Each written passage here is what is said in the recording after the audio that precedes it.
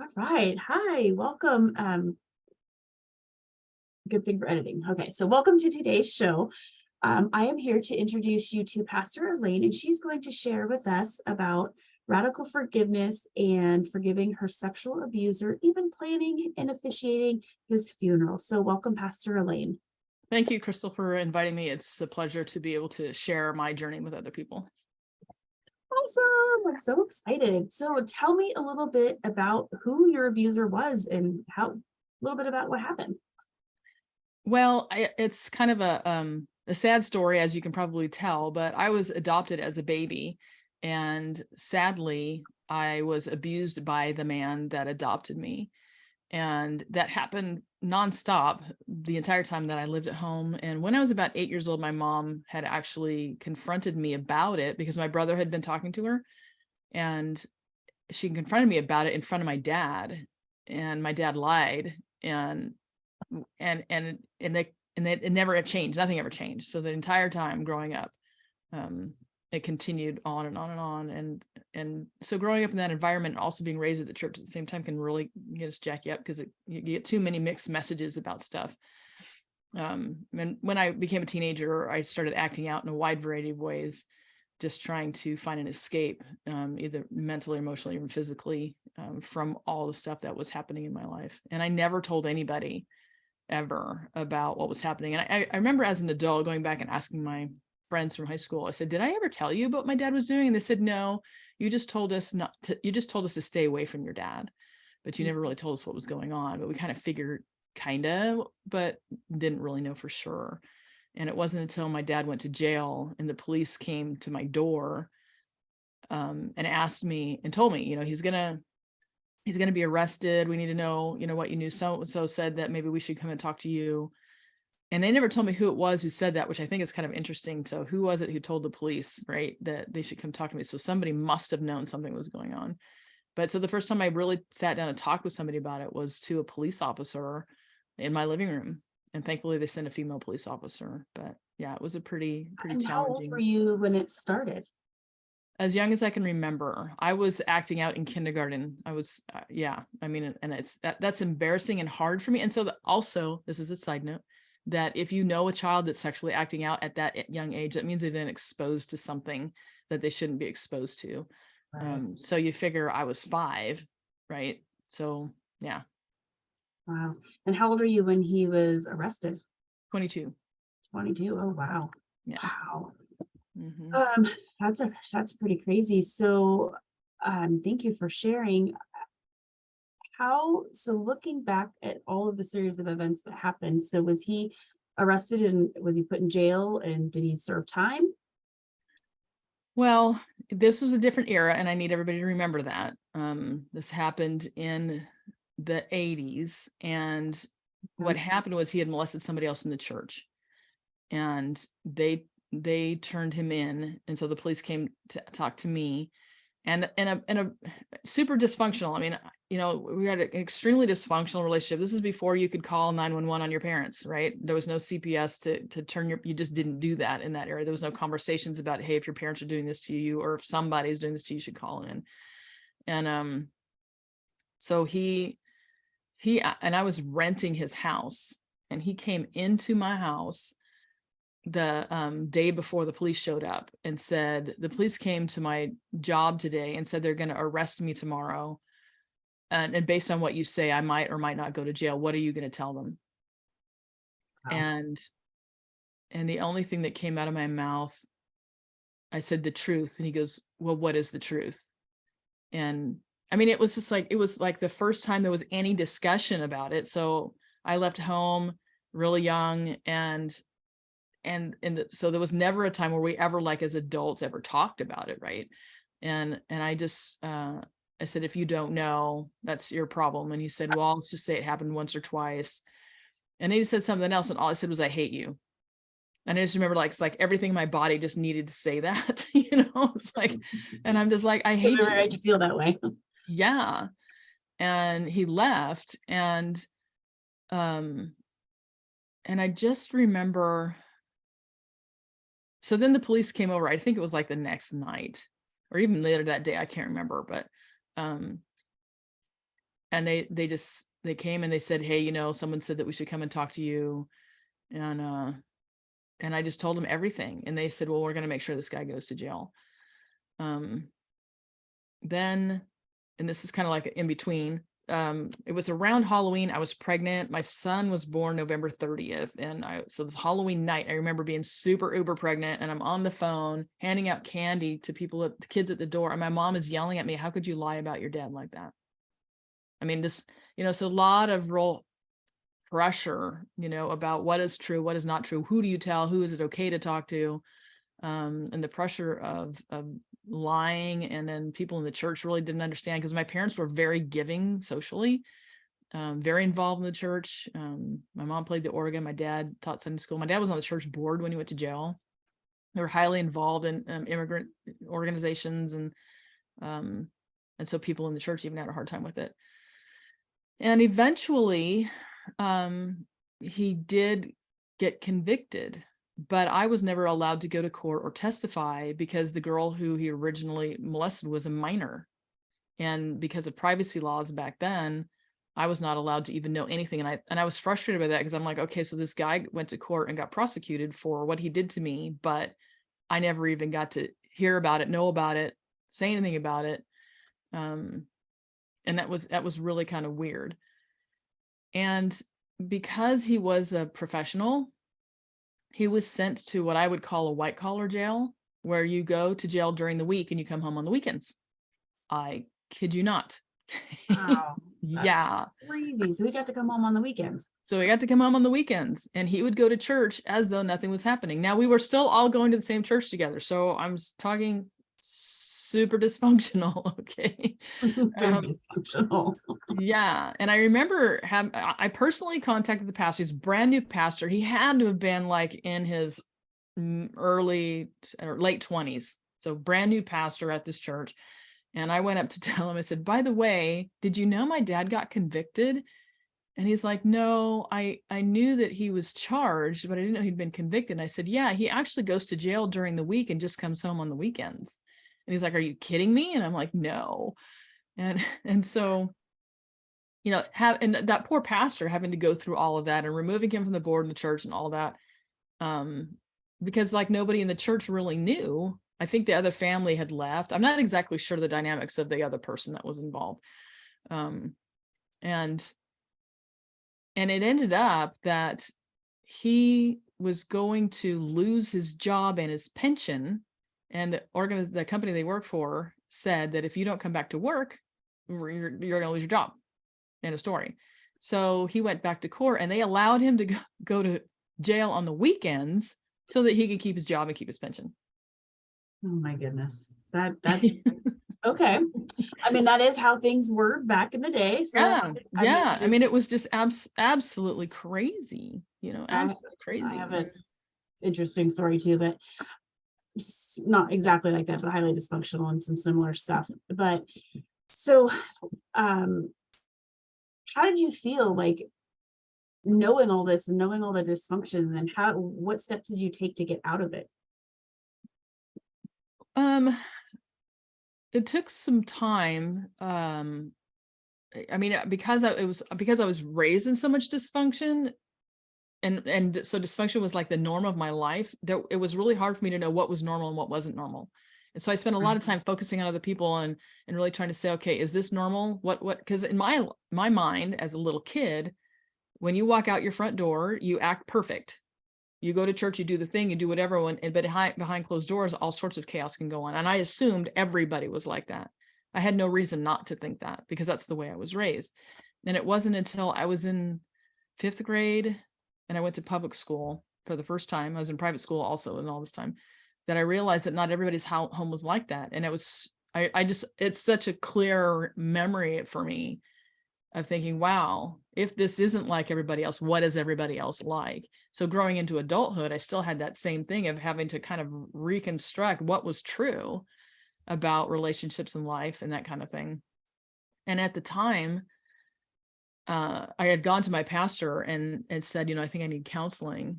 And because I knew, I it was evident something, right? There was a mess and I probably needed help, but I didn't know how to get it or what to do. And so I had asked my pastor, and he had asked me, what do you want to get out of it? And I wasn't really sure. And he goes, make a list and come back. And I did. And it had on top of the list, again, dysfunction.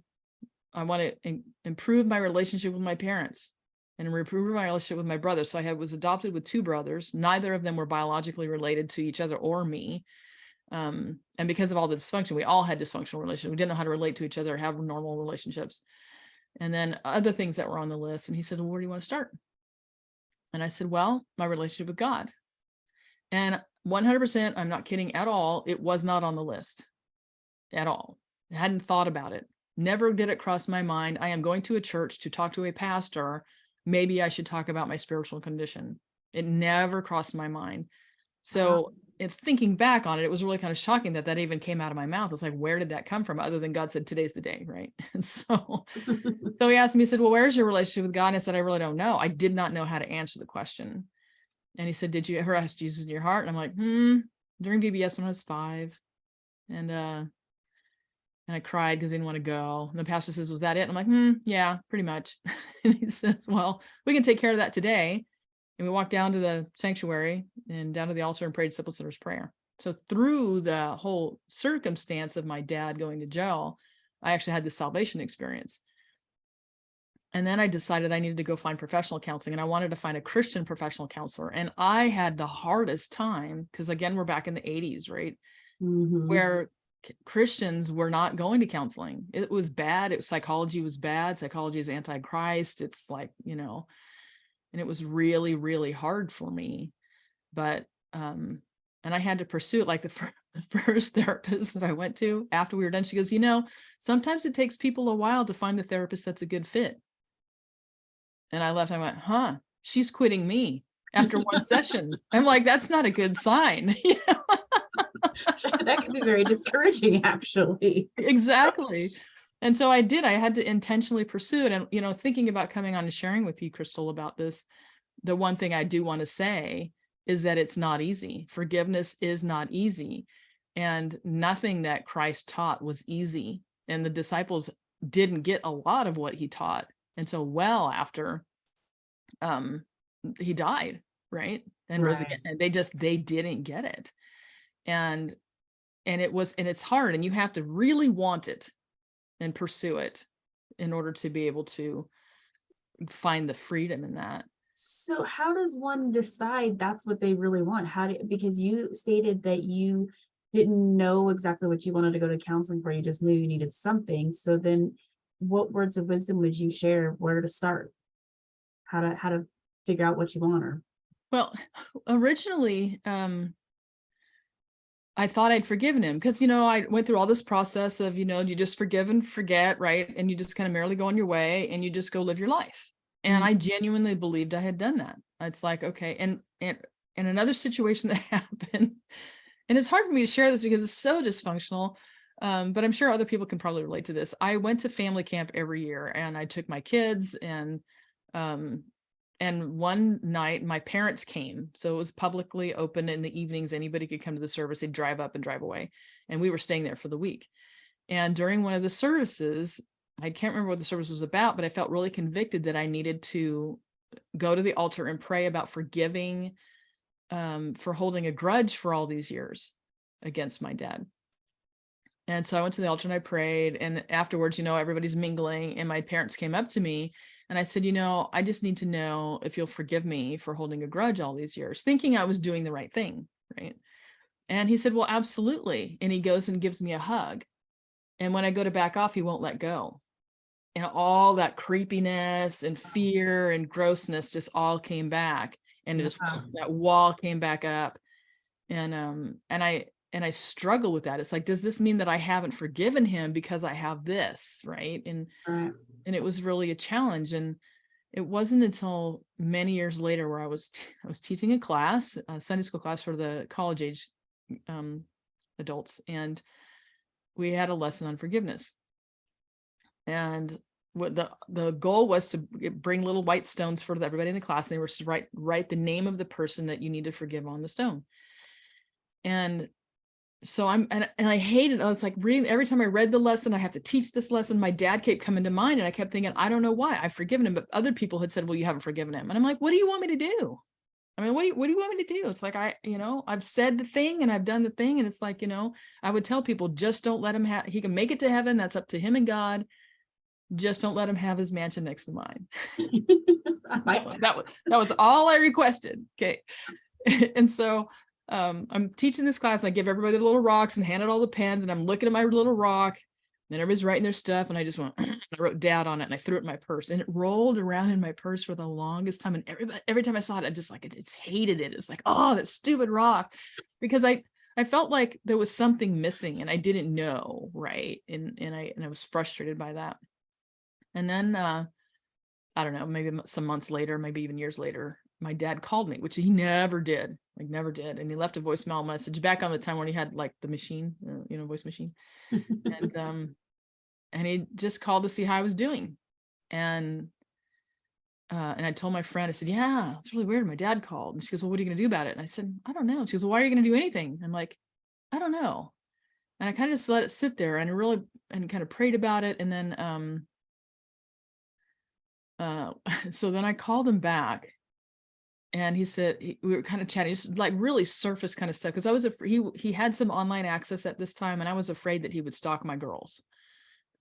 Because that's what he would do. He continued to molest people until into his 80s. And for whatever reason, I could not get them to keep him in jail, even though he confessed last time to some sort of aggravated misdemeanor or something like that, so that he wouldn't have to go to jail and just pay a fine. I mean, it was just, it was horrid.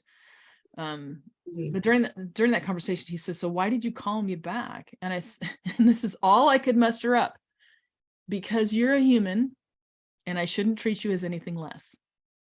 And that was like all I could muster up. Right. And then after that, a pastor had preached a sermon about forgiveness. And what God showed me, and this might be really hard for people to hear, I just want them to know that this is my journey, yours might be different. But what God showed me in that moment was that Jesus died on the cross. And in that moment, he's saying, Father, forgive them, for they know not what they do. And they were in the process of killing him, right? And he's looking at them while they're in the process of killing him and saying, Father, forgive them, for they don't know what they do. So the thought that came through my mind is, can I ask God to forgive my dad while he's in the process of molesting me? And the only thing that came out, and I'm thinking, there's no way, right? It's like, there's just no way. You can do anything. But the end clip of that, though, was because they know not what they do. And the revelation that I had was that my dad, when he's in his full right mind and he is standing before God, I mean, he was a messed up guy. He totally believed that he did never hurt anybody. I got I don't ever recommend this. I got the transcripts from the court that had some redactions in it, so I could read some of the stuff. Mm-hmm. And he truly, genuinely believed that he never hurt anybody. And so I know he was a messed up guy. But when he goes and he stands before God in full awareness of his reality, of what he did, and sees the ripple effects of everything that he did, he will be truly remorseful. And in that moment, I could say, God, forgive him, because that's the judgment day, right? Right. And to be able to get to that place, and that really helped me understand that I can let that go, but it does not mean that I approve of his behavior. I accept it as reality. This is what happened, and this is kind of the path of forgiveness. This is the way we work, the way we operate. That doesn't mean anybody will ever approve of what he did, but I can forgive that because I have a deeper understanding of really God's perspective on the situation. So it's a very long answer to a short question. And really it's just looking at your heart and just, and really knowing, have you gotten to that place where you could truly let it go? It's a really hard process to go through. I totally understand. I appreciate you sharing. Is there anything else that you would like to share with us? Oh, really quick, while we wrap up, do you want to share how you came to the space of you were the officiant of his service and organized his memorial? I kind of felt like it was a closure for me. Mhm. I think it really helped me and everybody. That it was very ill attended, as you can imagine, maybe 25 people max. But the people that attended was like my older brother. My younger brother had passed away, but my older brother came. The pastor who was at the church when I was a teenager came. Some of the other people at that church, and it gave us all an opportunity to come together and really be open about the situation and healing for all of us. And but it was a closure issue for me, that I can say, okay, I've come to this place. I can honor him as a human. And there were people who came who knew them. And I said, this is the man that I remember, and you may have other memories. And there were people who came who knew them as good people. And one of them came up to me afterwards and he says, I choose to remember him as the good man. And I said, that's fine. I mean, that's fine, because that's who you knew him as. And so I think it was really just helpful in all circumstances, to get to that point. Do you have a relationship with your mom? So both of them are deceased now. Okay. Yeah. And I did So- find my biological family though. Oh, awesome. Congratulations. That's exciting. Did you ever find out, or did you ever choose to forgive your mom in all of this stuff? I did in the years. So my mom surprisingly was extremely naive, and people get really mad at me when I say this, but she was extremely naive, raised in an extremely strict Catholic home. And so a lot of this was just beyond her rational understanding that it could happen. And one time we went to the movies and she said something to me. She says, well, why didn't you ever tell me? And I said, I did. So this is like, I'm in my 30s by this time. Mm-hmm. And I could see her going through her memory bank and remembering. And she says, well, why didn't you ever tell me again? And I said, you didn't believe me the first time. Why would I think you'd believe me the second time? And I think that showed me that she did care. She would have done something about it, but there was just such a disbelief that this would really be happening. Right. And so I don't, and having to deal with all the other stuff, that extended story, but have a lot of grace for her. Yeah. I totally understand that. Well, I appreciate you sharing, Pastor Elaine. Thank you. You're welcome. All right. I think that's it. Well, I appreciate you allowing me to come. And if you want to connect with me or hear more about my story, you can just go to pastorelaine.com, and I'd love to connect with you. Awesome. Thank you. You're welcome.